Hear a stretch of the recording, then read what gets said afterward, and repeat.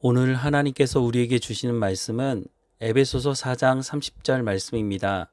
함께 읽겠습니다. 하나님의 성령을 근심하게 하지 말라. 그 안에서 너희가 구원의 날까지 인치심을 받았느니라. 신약 시대의 교회의 시작은 본격적인 시작은 성령 강림 사건을 통해서 시작되었다는 것을 성경은 말씀해 주고 있습니다. 따라서 교회와 성령에 대한 관계는 뗄래야 뗄 수 없는 관계라고 알 수가 있습니다. 즉 교회에 대해서 바로 우리가 이해하려면 성령에 대해서 이해해야만 교회에 대해서 바르게 이해할 수 있다는 것입니다. 그래서 성경에서 말씀하는 성령은 누구이신지, 또 성령은 왜 오셨는지, 오셔서 어떤 사역을 하셨는지를 아는 것이 너무너무 중요하다는 것입니다. 그러면 우리가 교회 공동체를 이루고 있는데 우리가 과연 성령에 대해서 제대로 알고 있느냐, 성령에 대해서, 성경에서 말씀하는 성령에 대해서 우리가 제대로 알고 있느냐라고 질문을 해본다면 물론 성령에 대해서 모른다고는 말하지 않겠죠. 왜냐하면 성령에 관련된 찬양도 하고 성령에 대한 성령의 충만함을 위해서 기도한다든가 그렇게 하니까 성령에 대해서 알 것 같기는 한데, 과연 성경에서 말씀하는 성령에 대해서 그러면 제대로 알고 있느냐라고 묻기 시작하면 정확하게 성경에서 말씀하는 성령에 대해서 말씀하는 분들을 만나기는 쉽지가 않다는 것입니다. 한때 여러분도 기억하시겠지만 성령 집회, 성령과 관련된 이런 여러 가지 집회가 많았던 때가 있었습니다. 그런데 성령이 무슨 유행을 타는 것도 아닐 텐데 요즘에는 성령과 관련된 집회를 보기가 쉽지가 않습니다. 왜 그럴까요? 성령에 대한 관련된 집회가 많을 때 여러분도 기억하시겠지만 사람들이 앞에 쭉 서 있는데 목회자가 나와가지고 그 사람의 머리에 손을 얹는다든가 이러면 막 뒤로 그냥 다 발라당 넘어지고 이런 일들을 보신 적이 있었을 것입니다. 저도 그때만 하더라도 성경에 대해서 제대로 알지 못하고 또 성령에 대해서 제대로 알지 못해서 참 신비하다, 신기롭다 이런 생각을 하면서 많은 사람들이 그런 집회에 참여하고 또 그 앞에 나가서 서기도 하고 그랬던 것을 우리가 알 수가 있습니다. 그런데 여기서 더 나가서 아마 이런 것들은 보기 쉽지 않았을 것 같은데 아마 요즘도 아마 유튜브에 찾아보면 있을지 모르겠는데 성령의 웃음이라고 하는 그런 말을 하면서 어떤 얘기를 하냐면 예배 중에 갑자기 동물 울음소리를 막 내고 이런 것들을 성령의 웃음소리 이런 것으로 얘기하는, 그러니까 참 이해하기 힘든 일들도 성령에 임해서 일어나는 일들이다라고 주장하는 일들이 있기도 했습니다. 당시 정통 교단이라고 하는 교회에 다니는 사람들도 적지 않게 이런 집회에 참여하고 또 서로 우리 그런 집회 가자고 말하기도 한 모습도 본 적이 있습니다. 심지어는 제가 이런 얘기도 들은 적이 있는데 어떤 목회자들이 사람들 앞에 세워놓고 쓰러뜨리는 거 그거 배우러 가자고 그렇게 하는 목회자들도 있었다는 얘기를 들었습니다. 참 기가 막힌 일이죠. 성경에서 이미 성령이 어떤 분이신지, 왜 오셨는지, 성령이 어떤 사역을 하시는지 다 말씀하고 있는데 그 당시만 하더라도 제 기억을 되듬어 보면 성령이 어떤 분이신지에 정확하게 대해서 말씀하는 말씀을 전하는 분들을 만나기가 쉽지 않았다는 것입니다. 얼마나 성경에 대해서 무지했으면 사람 세워놓고 넘어뜨리는 거 배우러 가자고 하는 목회자가 있었을까 하는 생각을 해보게 됩니다. 앞서서 말씀을 드렸지만 성령의 사역이 이런 것이라면 지금도 있어야 하죠. 예수님 이후에 성령이 임하신 이후에 지금까지 성령의 사역이 이런 것이었다면 지금도 꾸준히 지속되어야 하지 않겠습니까? 이사야서 40장 8절 말씀에 보면 푸른 마르고 꽃은 시드나 우리의 하나님의 말씀은 영원히 서리라 라고 말씀하고 있습니다. 하나님의 말씀은 유행을 타지 않는 것입니다. 어떨 때는 흥하다가 어떨 때는 쇠하다가 그런 것이 아니라고 말씀합니다. 하나님의 말씀은 영원하다고 말씀하고 있는데 한때 사람들이 성령 운동을 한다고 하면서 일어났다가 그런 현상들이 지금은 보이지 않는다면 그건 사람들을 속인 것이죠. 우리가 살아가는 이 시대에도 가끔 이런 일들이 있는데요. 사회가 혼란스럽거나 전쟁이 일어나거나 특별히 중동 지역에서 전쟁이 일어나면 요즘은 그런 게 좀 잘 보기 힘든데 제가 청년 때만 하더라도 중동이 시끄럽고 이라크 전쟁이 있을 때 그때 프랜카드 붙었던 게 뭐냐면 성령 그냥 집회가 아니고 성령 거기에 또 한 가지 더 붙죠. 예언 집회. 그 심지어는 외국에 있는 사람들까지 데리고 와가지고 당장이라도 세계가 멸망할 것처럼 예수님 곧 재림할 것처럼 그렇게 성령을 붙여다가 예언 집회를 했던 것도 기억이 납니다. 1992년 10월 28일 여러분 기억하십니까? 공영 방송에서도 아주 방송에 나왔던 놀라운 일이 있었죠. 예수님 재림하신다고. 다미 성교회라고 하는 것을 중심으로 거기서 어떻게 주장을 했느냐면 성령이 어린아이들을 통해서 예언하게 하신다. 그래서 그게 뭐 책으로도 나오고 많은 사람들이 거기에 빠지기도 했죠. 자신들의 이익을 위해서 자신들의 탐욕을 위해서 성령을 돈벌이 수단으로 사용한 것이죠. 마태복음 24장 3절부터 5절에 보면 이런 말씀이 있습니다. 예수께서 감난산 위에 앉으셨을 때에 제자들이 조용히 와서 이르되 우리에게 이르소서 어느 때에 이런 일이 있겠사오며 또 주의 임하심과 세상 끝에는 무슨 징조가 있사오리이까. 예수께서 대답하여 이르시되 너희가 사람의 미혹을 받지 않도록 주의하라. 많은 사람이 내 이름으로 와서 이르되 나는 그리스도라 하여 많은 사람을 미혹하리라 라고 말씀하고 있습니다. 예수님 당시에도 그러했고 그 이후에도 그러했고 지금도 마찬가지고 앞으로도 그러할 거라는 겁니다. 예수님 오시기 전에 이런 일이 있을 거랍니다. 많은 사람들이 미혹을 받아서 넘어가는 일들이 있을 거랍니다. 그래서 우리에게 말씀하는 것은 주의하라는 것입니다. 속지 말라는 것이죠. 왜냐하면 속아 넘어가는 사람들이 있으니까 속지 말라고 우리 가운데 분명히 말씀합니다. 호세아서 4장 1절과 2절, 6절을 보면 왜 사람들이 속아 넘어가는지에 대한 말씀을 하고 있는데요. 보면 이스라엘 자손들아 여호와의 말씀을 들으라. 여호와께서 이 땅 주민과 논쟁하시나니 이 땅에는 진실도 없고 인애도 없고 하나님을 아는 지식도 없고 오직 저주와 속임과 살인과 도둑질과 간음뿐이요 포악하여 피가 피를 뒤이음이라. 내 백성이 지식이 없으므로 망하는도다 라고 말씀을 하고 있습니다. 왜 사람들이 유혹을 받아 넘어가느냐? 하나님을 아는 지식이 없다는 것입니다. 그래서 저주와 살인과 사기와 살인과 도둑질과 간음뿐만 아니라 살육과 학살이 그치지 않는다고 말씀하고 있습니다. 오늘 이 시대도 마찬가지지만 앞으로도 하나님을 아는 지식이 없으면 사람들이 그 탐욕을 쫓아 살아가기 때문에 결국은 이런 일들이 그치지 않을 것이다 라고 말씀을 하고 있는 것입니다. 예수님께서 마가복음 7장 말씀에 보면 이런 말씀을 하신 적이 있죠. 사람을 더럽게 하는 것이 사람 밖에서 안으로 들어가는 것으로 인해 사람이 더러워지는 것이 아니라 사람 안에 있는 것이 밖으로 나와서 사람을 더럽힌다고. 사람 안에 어떤 것이 있길래 사람을 더럽힌다고 말씀합니까? 악한 생각이 그 안에 있기 때문에 악한 마음으로 쏟아내는 그 말 때문에 행동 때문에 사람이 더러워진다고 성경은 말씀해 주고 있다는 것입니다. 그 안에 선한 말씀이 없으니 하나님의 말씀이 없으니 생명을 살리지 않고 죽이는 일에 힘쓰게 된다라고 말씀하고 있습니다. 결국 하나님을 아는 지식이 없는 것이죠.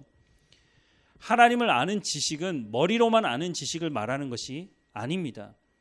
만약 하나님을 아는 지식이 머리로만 아는 지식이었다면 예수님께서 바리새인들과 서기관들에게 회칠한 무덤이라고 말씀하지 않으셨을 것입니다.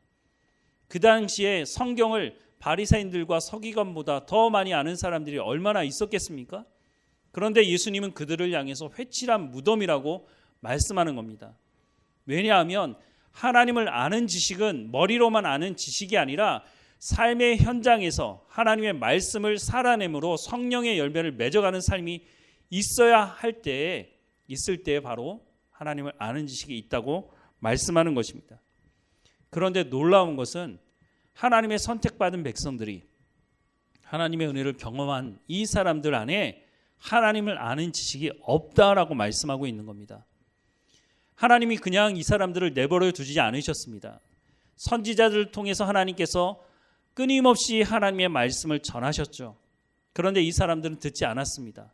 심지어는 하나님께서 12지파 중에 한 지파를 선택하셔서 하나님의 제사를 드리는 것을 집례하고 하나님 말씀을 가르치는 일만 하라고, 그래서 땅도 주지 않고 하나님의 말씀을 가르치며 하나님의 제사를 집례하는 이 일을 맡으라고 하나님께서 레위 지파를 세워주셨음에도 불구하고 이스라엘 백성들은 하나님의 말씀을 듣지 않았다고 말씀하고 있습니다. 호세아서 4장 6절부터 10절 말씀에 보면 내 백성이 지식이 없으므로 망하는도다 라고 말씀합니다. 내가 지식을 버렸으니 나도 너를 버려 내 제사장이 되지 못하게 할 것이요 내가 내 하나님의 율법을 잊었으니 나도 내 자녀들을 잊어버리리라 말씀합니다. 여기서 말하는 너는 제사장들을 말합니다. 제사장들이 하나님의 말씀을 가르치도록 분리되어 있어 따로 하나님의 말씀을 가르치도록 임무를 부여받은 사람들임에도 불구하고 하나님의 말씀을 가르치지 않았다는 겁니다. 그러니 하나님을 아는 지식이 없게 되는 거죠. 그들이 번성할수록 내게 범죄하니 내가 그들의 영화를 변하여 욕이 되게 하리라. 그들이 내 백성의 속죄 제물을 먹고 그 마음을 그들의 죄악에 두는도다. 장차는 백성이나 제사장이나 동일함이라. 내가 그들의 행실대로 벌하며 그들의 행위대로 갚으리라. 그들이 먹어도 배부르지 아니하며 음행하여도 수요가 늘지 못하니 이는 여호와를 버리고 따르지 아니하였음이니라 라고 말씀을 하고 있습니다. 하나님의 말씀을 가르쳐야 되는 제사장들이 하나님 말씀을 가르치지 않으니 백성들이 죄를 더 많이 짓고 제사를 더 많이 드리고 제사를 더 많이 드리다 보면 제물을 더 많이 드리게 되겠죠. 그러면 제물의 일부는 제사장들에게 돌아가니까 제사장들이 그것을 통해서 부를 축적하게 되는 겁니다. 하나님께서 이 제사장들에 대해서 어떻게 하시겠다고요? 대를 끊겠다고 말씀한 거 있는 겁니다. 더 이상 너희가 하나님의 말씀을 아예 전하지 못하도록 하시겠다고 경고하고 계시는 것입니다. 하나님의 말씀을 전하지 않는 제사장들도 문제이지만 또 하나님 말씀하는 건 뭡니까? 백성들도 하나님의 말씀을 듣고 싶어 하지 않았다는 것입니다. 선지자들이 전했던 하나님의 말씀들은 대부분 뭡니까? 회개하고 돌이키라는 것입니다. 하나님의 말씀을 듣지 않으니까 하나님 말씀을 듣고 회개하고 돌이켜라. 지금이라도 회개하고 돌이키면 하나님께서 너희를 용서하실 것이다 라고 하는 것이 선지자들의 대부분의 말씀이었습니다. 그러니 백성들이 듣고 싶지 않은 거죠. 하지만 거짓 선지자들의 말은 들었습니다. 왜냐하면 거짓 선지자들은 괜찮아. 너희 지금까지 잘 먹고 잘 살았잖아. 아무 일 없을 거야. 평안할 거야. 라고 얘기하는 그 말에 귀를 기울이게 됐고 결국은 총체적인 멸망의 길로 가게 되었다고 성경은 말씀하고 있습니다. 모르면 손발이 고생한다는 말이 있습니다. 손발이 고생해서라도 먹고 살 수 있으면 괜찮습니다. 그런데 손발이 고생하는 건 문제가 아니고 하나님을 아는 지식이 없으니까 그것을 넘어서서 죄악을 만들어내고 그 죄가 죄로 인정하는 사람들이 없고 하나님의 말씀을 전하는 선지자들은 잡아 죽이려고 하고 거짓 선지자들을 칭송하는 이 무리들 때문에 결국은 나라가 망하는 일까지 벌어지게 되었다고 말씀하고 있습니다. 에스겔서 23장 37절부터 39절에 보면 심지어는 이런 일까지 벌어졌다고 말씀합니다. 그들이 행음하였으며 피를 손에 묻혔으며 또 그 우상과 행음하며 내게 낳아준 자식들을 우상을 위하여 화제로 살랐으며, 화제로 살랐다고 무슨 말인지 아시겠죠? 자기의 자식들을 제물로 드렸다는 겁니다. 이 이외에도 그들이 내게 행한 것이 있나니 당일에 내 성소를 더럽히며 내 안식일을 범하였도다. 그들이 자녀를 죽여 그 우상에게 드린 그 날에 내 성소에 들어와서 더럽혔을 때 그들이 내 성전 가운데서 그렇게 행하였으며 라고 말씀합니다. 여러분 어떻게 생각하십니까? 자식보다 더 귀한 게 없다고 대부분 말합니다. 그런데 그 자식을 우상에게 제물로 불태워서 드렸다고 성경은 말씀하고 있습니다. 자기의 자식을 불태워서 우상에게 드릴 정도라면 그 다음에 더 중요한 것, 더 귀중한 것을 요구하지 않겠습니까? 자식보다 더 귀중한 게 어디 있느냐라고 말할 정도였는데 그 자식을 불태워 드렸으니 더 좋은 것을 달라고 요구하는 것이죠. 인간의 탐욕이 얼마나 무서운지를 보여주고 있는 것입니다. 그런데 더 놀라운 것을 말씀하고 있죠. 우상에게 자기의 자녀를 불태워서 제물로 드린 그 날에 어떻게 했다고요? 하나님의 성전을 찾아서 하나님께 복을 구했다는 겁니다. 참 이 사람들 진짜 어마어마합니다. 인간의 탐욕의 끝이 어딘지를 알 수 없을 정도로 정말 인간의 탐욕이 무엇인지를 보여주는 사람들의 모습을 말씀해 주고 있습니다. 오늘 우리가 살아가는 이 현대 사회는 어떤가요? 우리가 살아가는 이 사회도 별로 크게 다르지 않아 보입니다. 물론 자식을 불태워서 제물로 드리는 일은 볼 수가 없죠. 하지만 나라의 지도자를 뽑을 때가 되면 우리나라뿐만이 아니라 전 세계가 가장 집중하는 게 뭐냐면 풍요와 경제적인 번영과 성공입니다. 그 지도자가 무슨 도덕적인 하자가 있든지 없든지 관계없습니다. 당장 내 입에 경제적인 이익만 가져다 준다면 그 사람이 어떤 사람이든지 관계없다고 말하는 것이 오늘 우리나라뿐만 아니라 전 세계가 앓고 있는 병이 아닌가 하는 생각을 해보게 됩니다. 수단과 방법을 가리지 않고 내게 손해되는 것은 내가 참지 못하겠다는 거죠. 그래서 경제적인 이익만 가져다 준다면 내가 무슨 결단도 하겠다고 하는 모습을 보여주고 있는 것입니다. 이제는 사람들은 참지 않습니다. 자기가 손해보는 것은 참지 않습니다. 심지어는 여론을 조작해서 잘못된 정보와 거짓 정보를 줌에도 불구하고 나에게 이익만 된다면 사람들은 그 유혹에 넘어가서 그 일을 반복하는 모습도 볼 수 있게 되었습니다. 조삼모사라는 말이 있습니다. 여러분도 아시겠지만 예전에 송나라에 조공이라는 사람이 있었다고 합니다. 이 사람이 자기들 가족들 먹을 것까지 줄여가면서 원숭이를 키웠는데 너무 먹을 게 없으니까 야 이거 원숭이에게 주는 것도 좀 줄여야겠다 이런 생각을 하고 원숭이들에게 이렇게 말했답니다.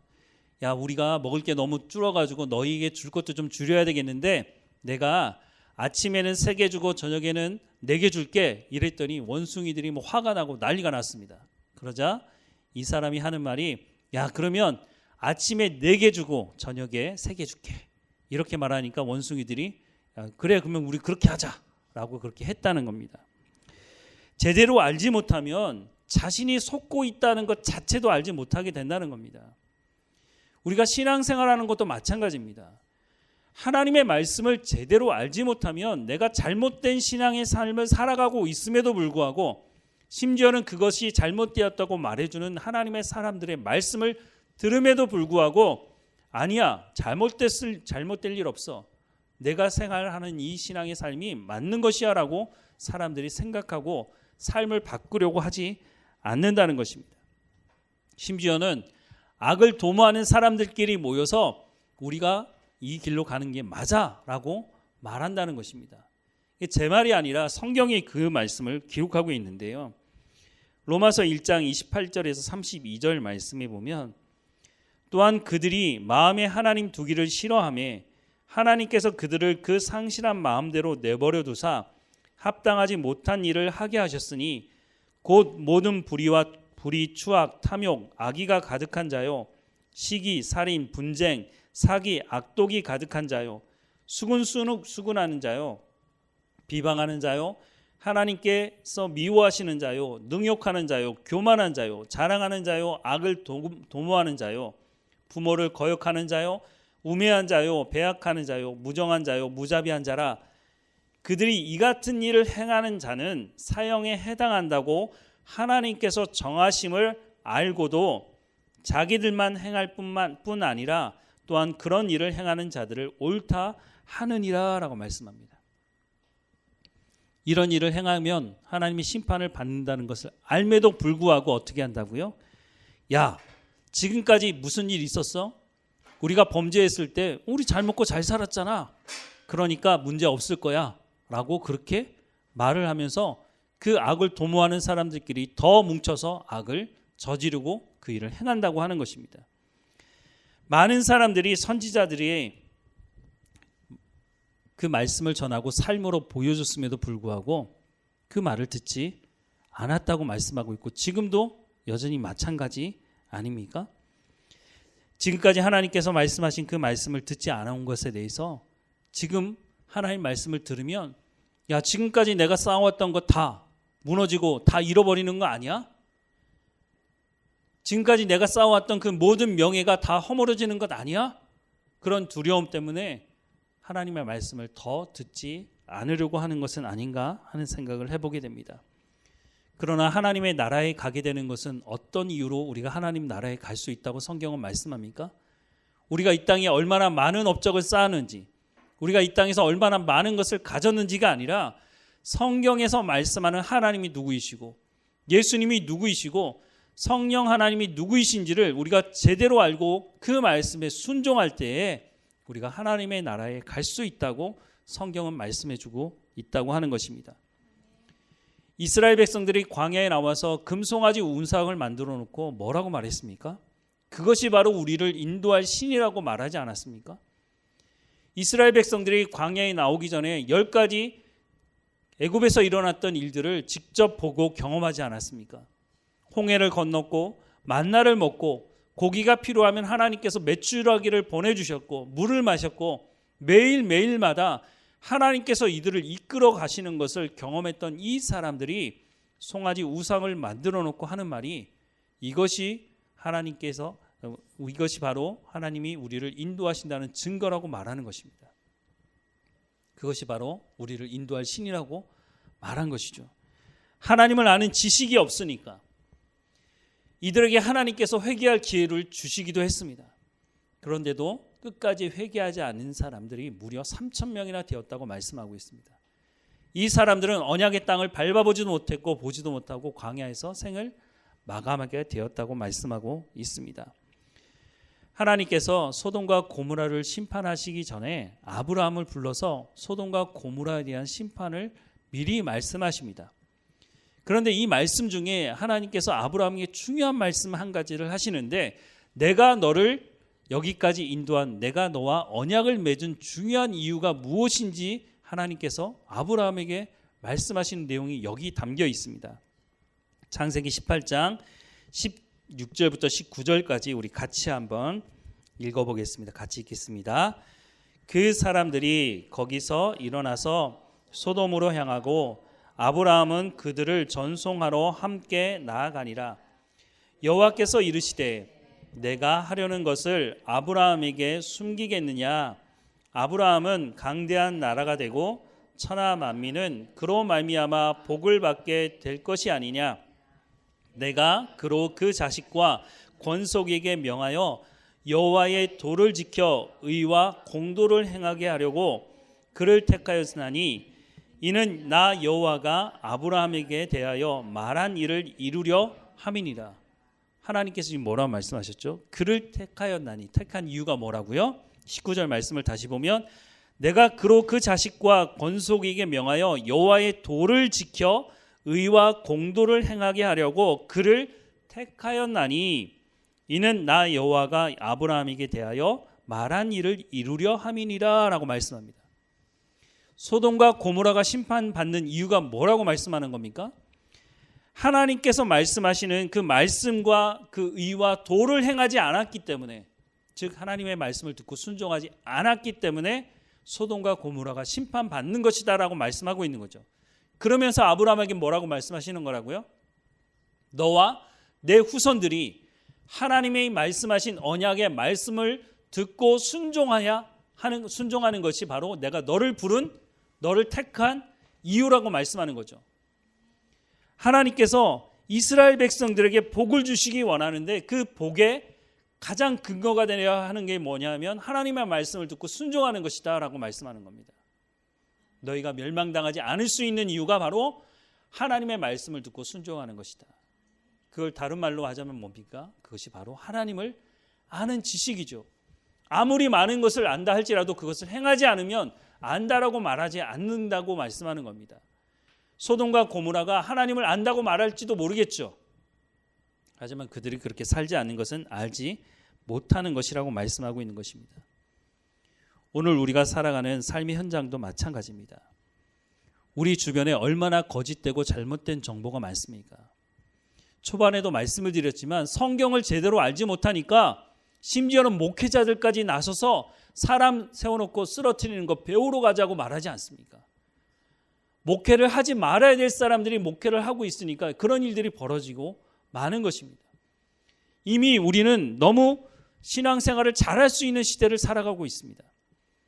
우리 언어로 성경을 볼 수 있고 성경을 읽을 수 있고 성경을 공부할 수 있는 시대를 살아가고 있습니다.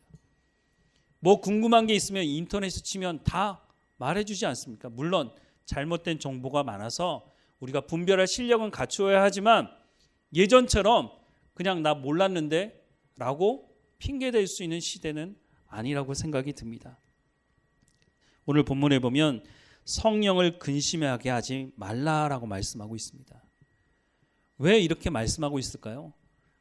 이미 교회 안에 들어와 있는 사람들 중에 성령을 근심하게 하는 사람들이 있기 때문에 근심하지 말라고 말하는 것입니다. 자녀들이 부모의 근심거리가 될 때가 있습니다. 왜 자녀들이 부모의 근심거리가 되는 때가 있을까요? 부모가 하는 말을 듣지 않는 겁니다. 부모가 자녀를 위해서 하는 말이 잘못된 길로 가라고 말하는 경우는 거의 없죠. 잘 되는 길로 가야 되는데 그렇게 가지 않으니까 그 길을 가지 말라고 말했을 때 자녀들이 말을 들으면 좋은데 잘 듣지 않죠. 그러면 누가 근심하게 됩니까? 그 말을 들은 자녀들이 근심할까요? 아니면 그 말을 한 부모가 근심할까요? 대체적으로는 부모들이 근심하게 되죠. 왜냐하면 자녀들이 부모의 마음을 모르기 때문인 것이죠. 이것과 똑같은 것 같습니다. 성령을 근심하게 하지 말라고 할 때는 하나님의 말씀을 듣고 순종해야 되는 하나님의 사람들이 성령에 대해서 제대로 알지 못하니까, 하나님에 대해서 제대로 알지 못하고 그 말씀을 듣고 순종하지 않으니까 성령이 근심하게 된다라고 말씀하고 있는 것입니다. 고린도전서 3장 16절과 17절 말씀해 보니까 너희는 너희가 하나님의 성전인 것과 하나님의 성령이 너희 안에 계시는 것을 알지 못하느냐. 누구든지 하나님의 성전을 더럽히면 하나님이 그 사람을 멸하시리라. 하나님의 성전은 거룩하니 너희도 그러하니라 라고 말씀합니다. 하나님이 보내신 그 성령이 어디 계신다고요? 우리 안에 내주에 계신다고 말씀합니다. 그러니 너희가 거룩한 성전이 되어야 한다라고 말씀을 하는 거죠. 그러면 그 거룩한 성전이 되기 위해서 어떻게 하라고요? 하나님의 말씀을 듣고 성령이 누구이신지 알고 그 말씀에 순종하는 삶을 살아야 한다는 것입니다. 그런데 그 성전이 누구로 말미암아 더럽혀진다고 말씀합니까? 에스겔서 5장 11절 말씀해 보니까 그러므로 나 주 여호와가 말하노라. 내가 나의 삶을 두고 맹세하노니 내가 모든 미운 물건과 모든 가증한 일로 내 성소를 더럽혔은즉 나도 너를 아끼지 아니하며 긍휼을 베풀지 아니하고 미약하게 하리니라고 말씀합니다. 여기서 말하는 넌 누군가요? 이스라엘 백성들, 하나님의 선택받은 백성들입니다. 이사야서 1장 10절부터 15절 말씀에도 너희 소돔의 관원들아 여호와의 말씀을 들을지어다. 너희 고무라의 백성들아 우리 하나님의 법에 귀를 기울일지어다. 여호와께서 말씀하시되 너희의 무수한 재물이 내게 무엇이 유익하뇨? 나는 순양의 번제와 살찐 짐승의 기름에 배불렀고 나는 숫송아지나 어린 양이나 순염소의 피를 기뻐하지 아니하노라. 너희가 내 앞에 보이러 오니 이것을 누가 너희에게 요구하였느냐? 내 마당만 밟을 뿐이니라. 헛된 재물을 다시 가져오지 말라. 분향은 내가 가증히 여기는 바요 월삭과 안식일과 대회로 모이는 것도 그러하니 성회와 아울러 악을 행하는 것을 내가 견디지 못하겠노라. 내 마음이 너희의 월삭과 정한 절기를 싫어하나니 그것이 내게 무거운 짐이라. 내가 지게 곤비하였느니라. 너희가 손을 펼 때에 내가 내 눈을 너희에게서 가리고 너희가 많이 기도할지라도 내가 듣지 아니하리니 이는 너희의 손에 피가 가득함이라 라고 말씀합니다. 이 말씀은 소돔과 고모라에게 들으라고 하는 말씀이 아닙니다. 소돔과 고모라보다 너희가 더하다는 것입니다. 소돔과 고모라를 하나님 심판하셨는데 너희는 소돔과 고모라가 했던 것보다 더 한다는 것입니다. 하나님께서 이스라엘 백성들에게 이 말씀을 하시는 것은 지금이라도 회개하고 돌이키라는 것이죠. 우리가 앞에서 봤지만 하나님께서 소돔과 고모라를 심판하시기 전에 하나님께서 아브라함에게 하신 말씀, 그 말씀의 이유가 뭐라고요? 너와 너희 백성들은 소돔과 고모라가 하나님의 말씀을 듣지 않고 순종하지 않아서 멸망을 당하니 그 모습을 보는 너와 너희 자손들은 그렇게 하지 말라는 것입니다. 하나님의 말씀을 듣고 순종하는 백성으로 그래서 내가 너희를 제사장 삼겠다고 하는 것입니다. 많은 백성들이 하나님의 말씀에 불순종하고 대적하니 너희는 그렇게 하지 않으므로 제사장의 모습으로 그들에게 본을 보이는 나라가 되라고 말씀해 주고 있는 것인데 이스라엘 백성들은 이 말씀을 전혀 깨닫지 못하고 있다는 것입니다. 성령을 알지 못하면 그래서 성령을 근심하게 할 수밖에 없다는 것입니다. 그러니 성령이 누구이신지 알라는 거죠. 어떤 분들은 성령에 대해서 말하면 힘과 능력만 생각하는 분이 있습니다. 또 어떤 분들은 성령은 비둘기고 성령은 바람 같은 분이고 불 같은 분이라고 말합니다. 성령이 임하는 것을 표현할 때 이런 표현들을 쓰지만 성령은 불이 아니고 성령은 바람이 아니고 성령은 비둘기가 아니라는 것입니다. 성령에 대해서 오해하는 분들이 한두 분이 아닌 것 같습니다. 초대교회도 이런 사람이 있었는데 사도행전 8장에 보면 예루살렘에 모여있던 사람들이 박해를 받아서 흩어지기 시작하게 됐는데 그 사람들 중에 빌립이라는 사람이 사마리아에 가서 복음을 전합니다. 복음을 전하면서 귀신도 내쫓고 병자들도 일으켜 세우면서 많은 사람들이 복음을 듣게 되는데 그 사람 중에 한 사람이 시몬이라고 하는 사람이 있었습니다. 이 사람이 뭐 하던 사람이냐면 마술을 행하던 사람이었는데 이 사람이 세례를 받고 그리고 빌립을 쫓아다니게 됐죠. 이 소식을 들었던 베드로와 요한이 사마리아에 도착해서 안수하니 성령이 임하는 사건이 벌어집니다. 그때 이 시몬이 하는 말이 나에게도 성령이 임하게 하는 그런 능력을 달라고 요구합니다. 그때 베드로가 이렇게 말합니다. 사도행전 8장 20절부터 23절 말씀에 베드로가 이르되 내가 하나님의 선물을 돈 주고 살 줄로 생각하였으니 내 은과 내가 함께 망할지어다. 하나님 앞에서 내 마음이 바르지 못하니 이 도에는 내가 관계도 없고 분깃될 것도 없느니라. 그러므로 너의 이 약함을 회개하고 주께 기도하라. 혹 마음에 품은 것을 사하여 주시리라. 내가 보니 너는 악독이 가득하며 불의에 매인 바 되었도다 라고 말씀하고 있습니다. 이 사람이 돈을 주고 성령을 사겠다는 말을 한 것입니다. 그러니까 성령이 무슨 물건이나 물질로 생각한 거죠. 성령에 대해서 오해한 거죠. 성령을 통해서 이익을 보겠다는 겁니다. 그런데 이 사람이 세례를 받았다고 성경은 말씀해 주고 있다는 거죠. 성령에 대해서 알지 못하면 이렇게 된다는 것입니다. 오늘 우리도 마찬가지입니다. 성령에 대해서 또 말할 때 방언이 거의 빠지지 않습니다. 분명히 방언은 성령이 주시는 은사 중에 하나인 것은 분명합니다. 그런데 방언의 은사를 구하는 사람들은 많은데 병 고치는 은사나 다른 은사를 구하는 사람들은 적지 않습니다. 우리가 열심히 기도하면 은사를 받는 걸로 착각하는 사람들이 있습니다. 물론 구하라고 말씀하고 있기 때문에 구해야 하지만 우리가 얼마나 많은 시간 동안 얼마나 열심히 구해야 하는 것을 따라서 성령이 우리 가운데 은사를 주는 거라고 생각한다면 여러분 성령을 오해하고 있는 것입니다. 고린도전서 12장 4절부터 11절 말씀에 보면 은사는 여러 가지나 성령은 같고 직분은 여러 가지나 주는 같으며 또 사역은 여러 가지나 모든 것을 모든 사람 가운데 이루시는 하나님은 같으니 각 사람에게 성령을 나타내심은 유익하게 하려 하심이라.